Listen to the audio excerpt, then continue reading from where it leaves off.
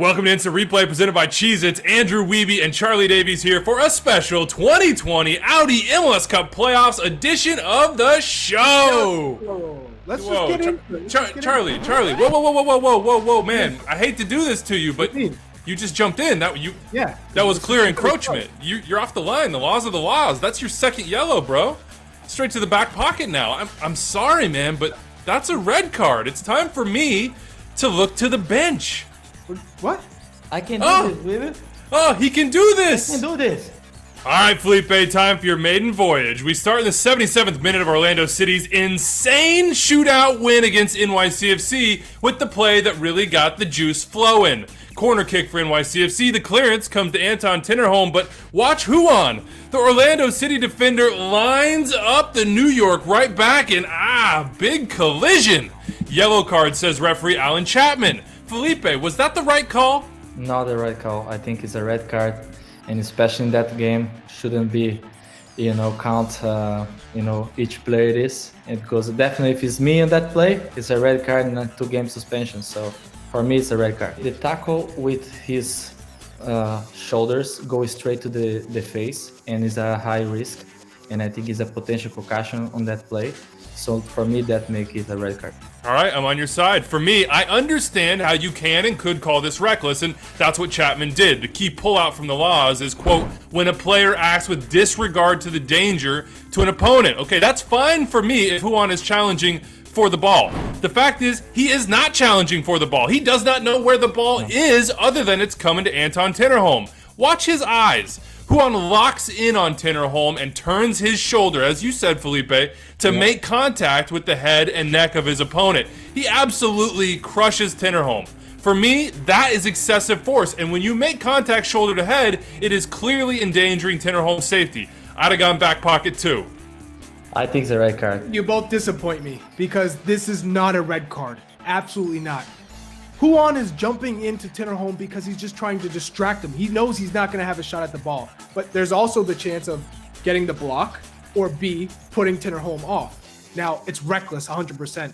But this is playoffs. This is physical contact. It's not like he headbutts Tinnerholm.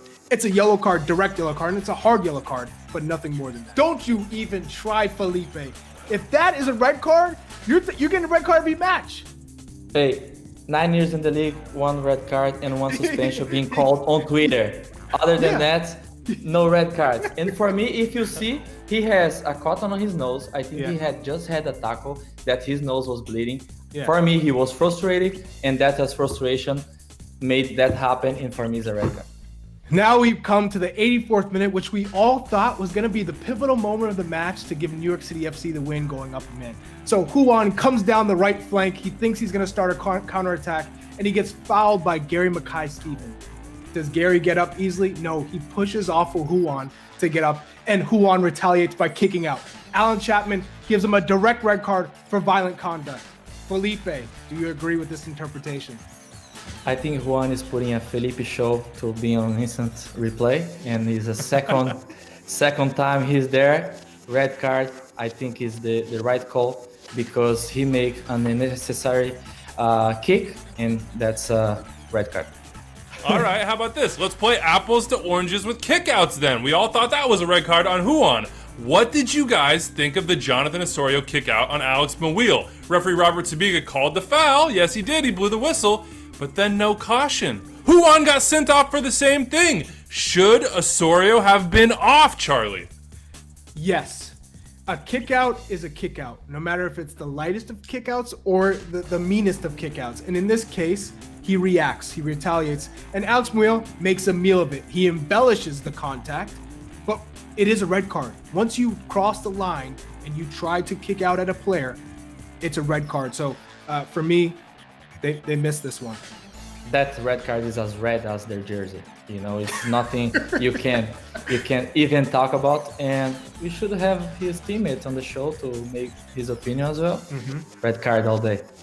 Look, I'm in between here, guys. I understand the red, and in my mind, I would say it is probably a red card. But you see Mike McGee on Twitter on screen making the argument here about how it was silly and it was top of the boot and it didn't have excessive force, and I think that's where you can have the distinction. You have to ask yourself, is this excessive force? And is it brutality? If it is those things, it is violent conduct. I didn't initially see the bottom of the boot, but as I watch it on replay, as I talk to you guys, I think he does catch him with the bottom of the boot. Okay. So as much as I want to argue that this is not a red card, should have been a yellow, certainly should have had something come out of the pockets, I think you're right. This should have been a red card. Nashville should have been up a man. In the end, it didn't matter. They got the job done. All right, deep breaths, boys. Get a nice stretch. We've got a 24-minute penalty kick shootout. Here's the question all the drama hinges on. Charlie, Felipe, should encroachment have even been called on Pedro Gallese? Yes, if you're not making a Photoshop, he's out of the line. You know, I saw the camera behind his back, and it's clear out of the line. Yeah, he's off the line. And the laws of the game state, if you're off the line, you get a yellow card. I have no issues with that. I have no problem with that. Do I like the law? No. I think the keeper should get a verbal warning and they retake.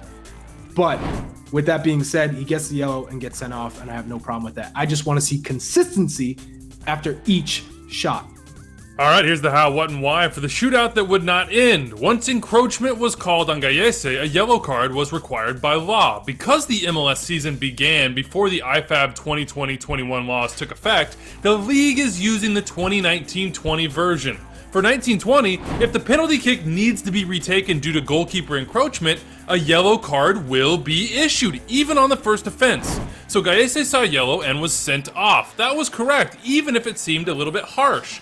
Now, just know IFAB agrees that it is harsh. In the most recent laws, goalkeepers get a warning for their first offense and a yellow card should they encroach again. And cautions are not carried forward into the shootout. As for Brian Rowe's substitution that was and then wasn't, here's the deal. Gallese could only be replaced by a, quote, eligible player, i.e. one who was in the game when extra time ended. That's why you see coaches subbing in penalty kick specialists in stoppage time. If you aren't in the game, you just can't participate in kicks from the mark. Oh, well, of course, that wasn't the only PK drama we had. Timmy Melia stonewalling the Quakes, but consistency, Charlie. Did you see it between this and what happened to Pedro Gallese? No, we didn't. It's clear and obvious to me that Timmy Melia came off his line before the shot was taken on the first attempt.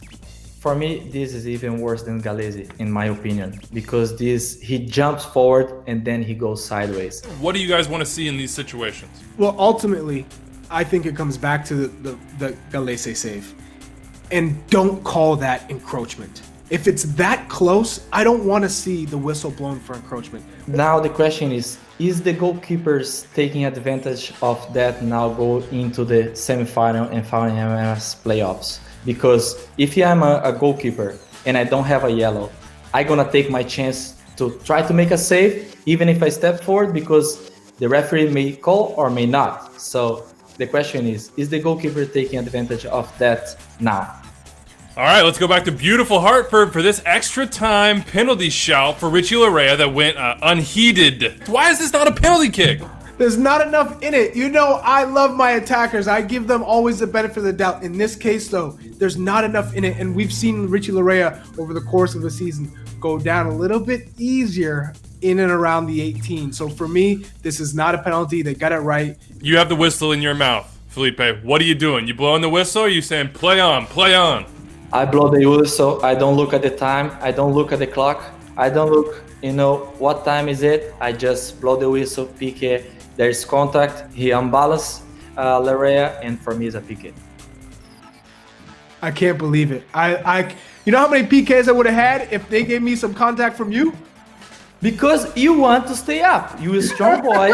You want to stay in, and you hold your ground. I think you just need to be a little smart on that moment and let the force put you down. I don't know, man. I don't know. I saw Charlie wearing that DC jersey. I'm not I'm not making accusations here, but there were some times where you maybe went down a little bit easier than you coulda. Yes, I'm not going to disagree with you. That was a different time.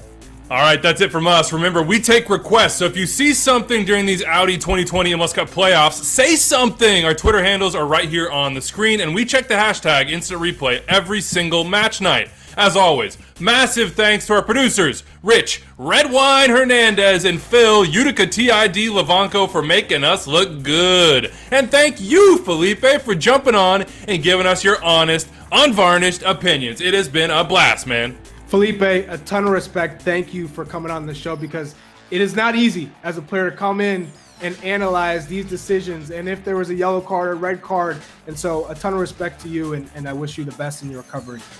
Thank you guys. I had a great time. I'm very happy that this time I was here talking about other players and I'm not on the recent player.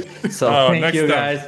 And last but not least, Instant Replay wouldn't exist without the incomparable Simon Borg.